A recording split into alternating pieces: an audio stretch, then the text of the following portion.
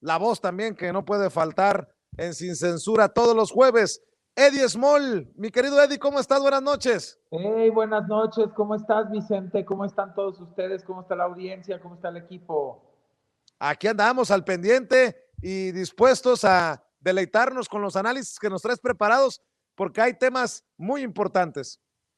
Así es, pues yo creo que hay muchas cosas de qué platicar. Por ejemplo, creo que es muy importante, ¿por qué no hablamos de este tema, de este desplegado, que la verdad fue muy, muy penoso, donde pedían que se pararan las obras? Yo realmente estoy sorprendido y lo que quiero más que nada es que la audiencia pues escuche muy bien esto para que pueda responder, pueda normar su criterio y pueda entender qué tan grave es tener oponentes que en vez de que propongan proyectos para el desarrollo del país y la productividad, sean capaces, con tal de llevar la contra, de proponer que se eliminen o que se aplacen, pues prácticamente mucho tiempo, proyectos que lo único que van a hacer es alimentar esto. Creo que no han entendido que todo país necesita un esquema de inversión, de infraestructura para generar el desarrollo y la productividad, como dije.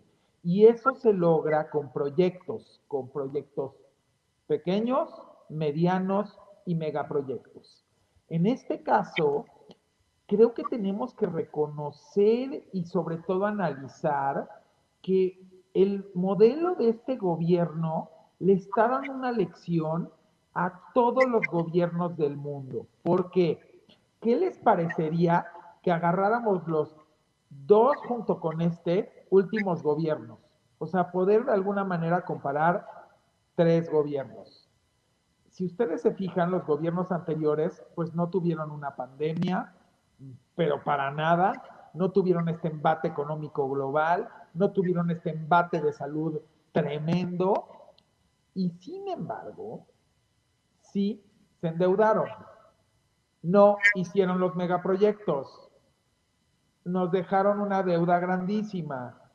Realmente mi pregunta aquí es, ¿por qué razón, si tenían ingresos muchísimo más altos por el petróleo de lo que tuvimos nosotros en este tiempo, si tuvieron ingresos por muchos lados, si se endeudaron, si tuvieron todo este tipo de cosas, ¿cómo es posible que no hubieran terminado ni hecho ningún megaproyecto? ¿Y cómo es posible viceversa esta administración que al contrario, sí tiene una pandemia, estamos en una crisis global económica, decide no pedir dinero hasta ahorita, decide trabajar con los recursos, tiene más programas de bienestar que nunca ha tenido, tiene de alguna manera ahorros que nunca han tenido y encima puede al mismo tiempo, después de todo lo que estoy mencionando, llevar a cabo estos megaproyectos. Ese es lo que les arde. Eso es lo que les puede decir cómo este cuate, este señor, porque así lo ven ellos, porque pues esa es su forma de verlo, cómo este señor al que tanto dijimos que era un peligro, porque así se la pasaron vendiendo por décadas, hicieron tanto daño al país, porque la verdad es que nuestro presidente pudo haber llegado muchísimo tiempo antes. Entonces, esa es como la roña, decir, no se endeuda, le cae una pandemia, se le viene encima el tema, se le pone por un tiempo el petróleo prácticamente hasta negativos, le pasa toda esta situación y encima tiene más programas sociales, más programas de bienestar, no agarra y contrata, como lo vuelvo a repetir, más deuda y tiene unos megaproyectos que los está llevando a cabo que los otros no tuvieron. ¿Qué les está dando a entender esto? Hagan sus cuentas en sus casas. Imagínense el nivel de saqueo que tuvimos que no teniendo pandemia en un sexenio anterior o en el otro anterior, recibiendo más dinero del petróleo, endeudando tremendamente, porque pueden ver el nivel de deuda, quebrando las paraestatales, ¿y el país qué? ¿Y los programas sociales qué? ¿Y dónde están los megaproyectos qué? Entonces, ¿a dónde está el dinero?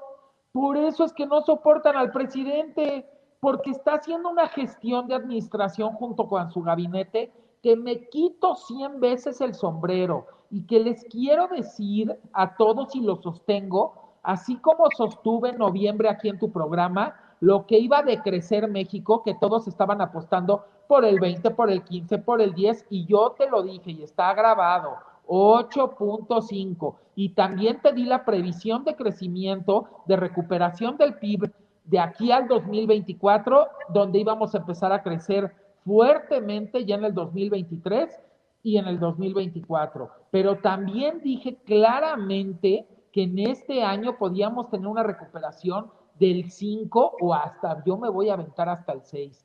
Porque, y también expliqué lo de las remesas y también expliqué que la derrama de Estados Unidos por la ayuda del coronavirus le iba a impactar a México con un ingreso adicional, pero no solamente por las remesas. Si tenemos un socio principal que está repartiendo trillones de dólares, va a tener más demanda de productos ahí en su país. Automáticamente en que el vecino tenga más demanda de productos en su país, como somos el principal proveedor, nosotros nos vemos beneficiados. Es un 2 más 2 es 4. La economía no es estar inventando cosas ni estar dando opiniones desde la trinchera partidista o sectorial. Es hablar las cosas como son. Números son fríos. Y perdón, pero la administración de esta nación hasta el día de hoy, porque yo no puedo hablar el día de mañana, pero hasta el día de hoy ha sido impecable, precisa, estratégica, cuidada, y por fin hay alguien que está cuidando el dinero de los mexicanos al no buscar deuda. Yo les hago una pregunta. ¿Qué hubiese pasado si ahorita borráramos el tema de la historia y estuviera uno de los presidentes anteriores de las últimas 3 décadas, si les gusta, administrando en una pandemia? Si sin una pandemia, se endeudaron como se endeudaron y teniendo ingresos petroleros como tenían y encima encarecieron la gasolina y encarecieron absolutamente todo, no subían el salario mínimo, se perdió el poder adquisitivo del pueblo, no había los programas sociales suficientes, no se hacían megaproyectos, ¿qué nos hubiera sucedido con un presidente de las administraciones pasadas con esta pandemia?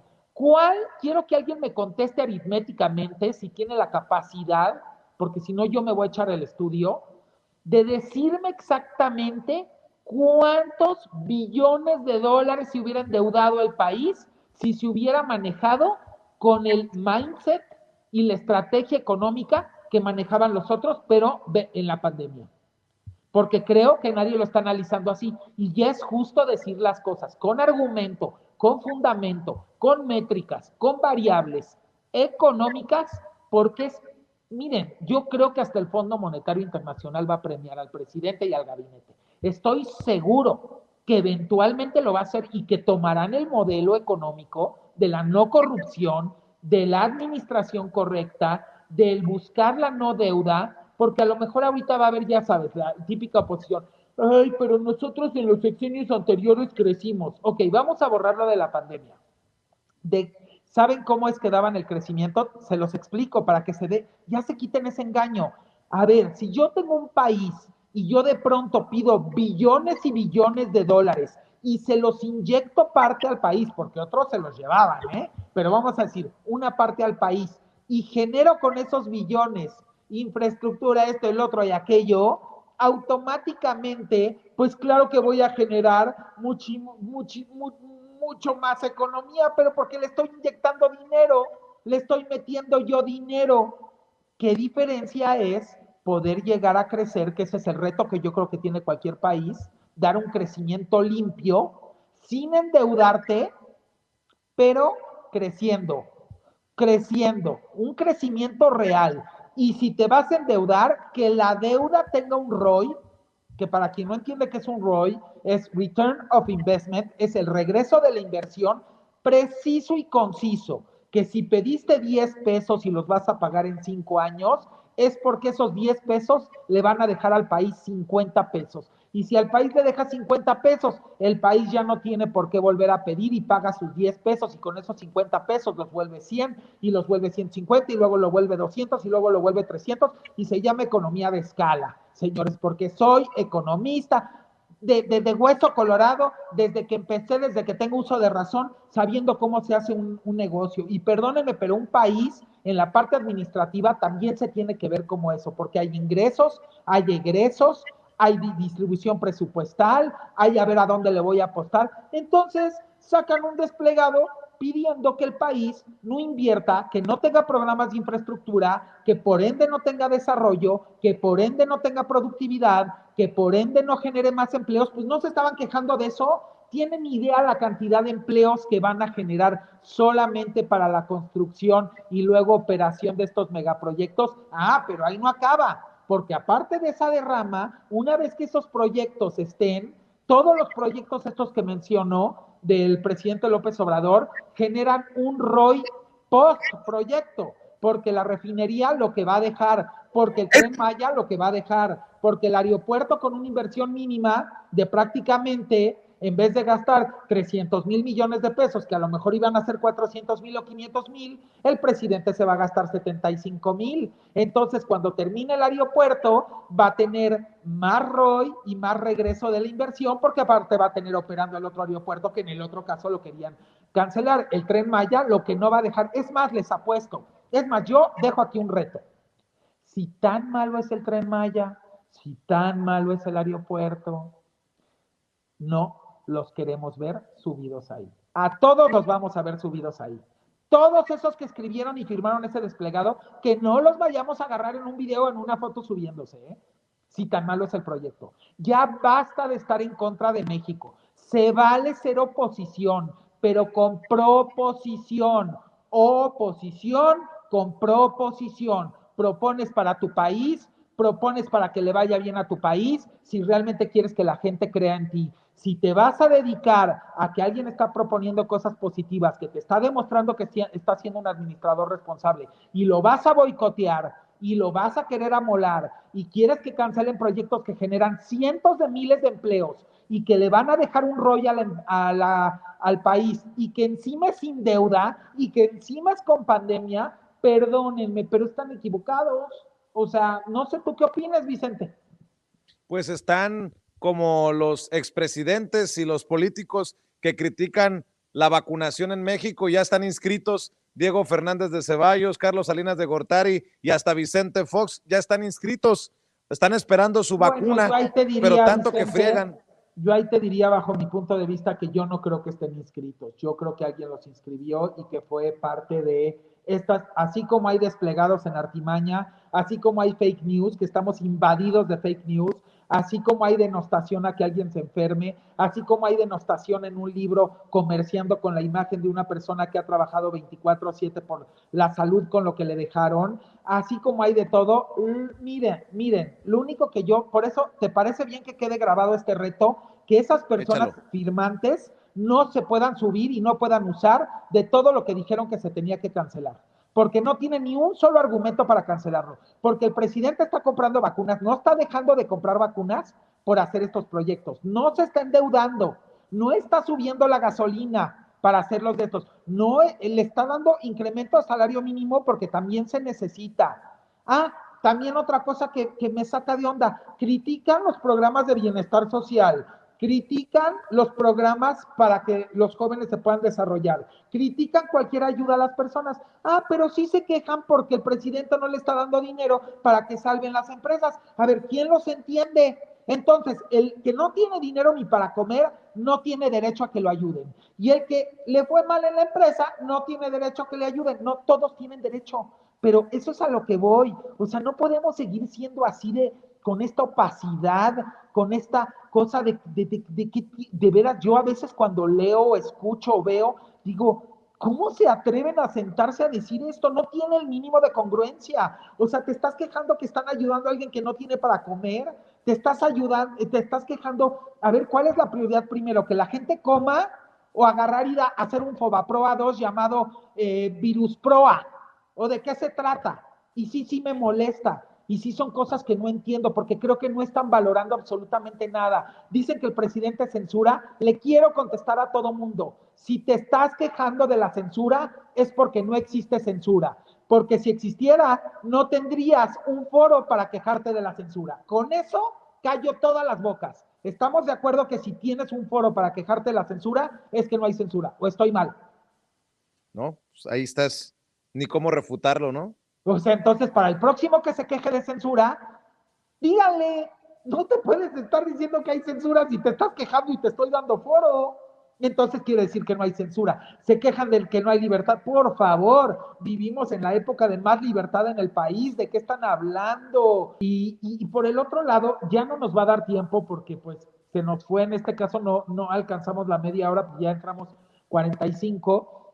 Me quedaron dos temas pendientes, uno súper importante que les voy a platicar de las variables, justo de lo que hablabas de vacunación y todo lo demás. Estoy haciendo un modelo muy interesante que me encantaría que lo terminara alguien del área de salud, del gobierno o privado, del Colegio de México, y a mí nada más me gustaría dejarles como todas las variables y variantes para que pudieran hacer este esquema estadístico y pudiéramos realmente analizar y entender en el mundo por qué se comportaron distintos los contagios. Y entonces empecé a ver y dije, a ver, ¿por qué en unos lados más vacunación, menos vacunación, contagios, no contagios? Y nadie ha presentado una tabla donde se vea cuál es el Producto Interno Bruto per cápita, ¿eh? No me digan el global, porque el global no te sirve porque lo tienes que dividir entre cuánta población, porque si no es muy ambiguo. Entonces, por eso pregunto, Producto Interno Bruto per cápita. Luego, el peso de la población mayor de 18 años, o sea, el peso promedio, estoy hablando del peso corporal, porque tiene mucho que ver en la parte del índice de mortalidad y de todo lo demás. Luego, ¿cuántas personas viven en un mismo techo promedio en el país? ¿Y cuál es el promedio por metro cuadrado de vivienda en el país? Y a lo mejor no me están entendiendo por qué, pero la gente que sabe de estadística va a decir, este cuate sabe lo que, o sea, sabe perfecto y está dando en el punto del por qué, porque tiene mucho que ver. Estamos hablando de la parte económica, de la parte de vivienda, ahora vámonos. ¿Cuántos hospitales per cápita hay en el país? ¿Cuántas camas per cápita hay en el país? Todo esto en un mismo chat para tratar de cruzar todo lo que son las diferentes métricas que nos va dando y poder ver el resultado de cómo los países que se comportaron muy parecido en estas variables tienen parecidas la cantidad de muertos o parecida la cantidad de contagios. Entonces, luego, ¿cuál es el monto que se invierte del Producto Interno Bruto? Ojo, en salud, porque también es importante. ¿Por qué hablo del peso? Porque no es lo mismo Vietnam que lo ponían, donde cuando ves el peso promedio de la población no tiene absolutamente nada que ver con México. El que más se acerca al peso promedio de la población en el mundo de México es Estados Unidos. Y casualmente también tuvieron un problema gravísimo de mortalidad y de contagios. Ahora, cuando me dices, pero bueno, Eddie, ¿esto qué tiene que ver con la vacunación? Tiene mucho que ver. En el estudio me gustaría que me presenten los países que tienen fábricas de vacunas que sí fabricaron para el coronavirus versus países que no las tienen. Porque todo mundo pregunta por Estados Unidos, pero si Estados Unidos tiene la fábrica de Pfizer donde agarró Trump y les dijo, para que tú puedas sacar vacunas, porque eso la gente no lo sabe, primero a mí me tienes que asegurar estos cientos de millones de vacunas. Y eso la gente no lo sabe, no los tuvieron que traer, ahí las tenían. ¿Para qué se hacen? ¿Por qué no analizan? Es que les voy a decir que me desespera, ya la opacidad. Yo no puedo con la opacidad, yo estoy dispuesto a explicar todo. Soy un libro abierto, transparente. Quiero decirle a la gente, quiero que se acabe el fake news. Y la única manera de contrarrestar el fake news no es insultando, es hablando con la verdad, trayendo números, haciendo estudios estadísticos, presentándolos y erradicando esto, porque es lo mismo de cancelar los proyectos. Ahora, ¿quién se le va a ocurrir volver a decir que cancelen un proyecto cuando estoy dando toda esta explicación? Pues solo un loco que no quiere la productividad, el desarrollo del país, que no quiere que le vaya bien al país y que definitivamente no quiere que se desarrolle. Al país le va a ir muy bien. Esta administración está impresionante. ¿Cuándo? A ver, tú no te has preguntado y la gente no se ha preguntado, ¿cómo puede ser que en un año de pandemia, donde todos los países se les cayó la recaudación, es más, sáquense la estadística de la caída de recaudación por país. Me encantaría que alguien la traiga también. O sea, que empecemos a hablar ya de cosas, que ya dejemos esta tontería, ya no analistas de superficie, no, vámonos a los números. ¿Cuánto cayó en 2020 y 2021 va a caer la recaudación de todos los países del mundo versus México? Ahí me contestan si no es una excelente administración. Ahí me contestan si no se está enderezando la casa. Ahí me contestan cuántos países se endeudaron. Y muchos, ay, pues que México se endeude. Señores, las tasas de Alemania no son las tasas de interés de México. Alemania puede pedir dinero a tasas negativas. Hasta le pueden pagar por pedir. México no, ni Estados Unidos tiene las mismas tasas que México. Ya salgan de su burbuja, pónganse un alfiler. Es lo mismo cuando critican, ay, yo estoy desde aquí en mi casa, ay, cómo estoy sufriendo. Tengo 12 meses en mi casa abanicándome con un daiquiri aquí todo, mientras la gente está saliendo a trabajar porque tiene necesidad y porque vive al día. Yo no estoy diciendo que te salgas tú, qué bueno, pero ¿por qué criticas al otro? ¿Por qué agarras y te pones así? ¿Por qué no tienes un poquito de sentido común? ¿Por qué no mejor, ya que estás con el daiquiri y estás 12 meses ahí guardado y te va muy bien, pues ¿por qué no ayudas a alguien en vez de estar todo esto? Creo que ya, o sea, ya llegamos al punto en el cual tenemos que parar esto. Y ahí le voy a parar yo también, porque si no nos extendemos demasiado, pero seguiremos con muchos temas la semana que viene. Claro que sí, querido Eddie Small, y te prometo que con el tiempo que amerita para analizar todos los temas, por lo pronto, ¿por qué no cerramos invitando a la gente como siempre para que te apoye? Pues muchas gracias primero que nada, Vicente, gracias Meme, gracias Enen, gracias a todo el equipo de México y de Chicago de Sin Censura y gracias a toda la audiencia que los amo y los quiero, tanto contacto en redes y tanto amor. No tengo forma más que devolvérselos de mil maneras contestándoles y queriéndolos mucho. Y bueno, a mí me pueden seguir en Twitter, en @edismol con la palomita azul, en Instagram, en @edismol_es oficial y en Telegram en @edismol o @edismol oficial. Y pues hay aquí también en Sin Censura y hay miles de videos y felices porque la verdad es que ha tenido una gran reacción la audiencia y yo les agradezco mucho y qué padre que podamos tener este diálogo y qué increíble que tengas este espacio, Vicente, porque luego se nota la respuesta de la gente y es muy bonito. Yo creo que lo viven ustedes a diario también. Claro que sí, querido Eddie. Te mando un abrazo y aquí nos vemos el próximo jueves. Al contrario, bendiciones. Cuídate.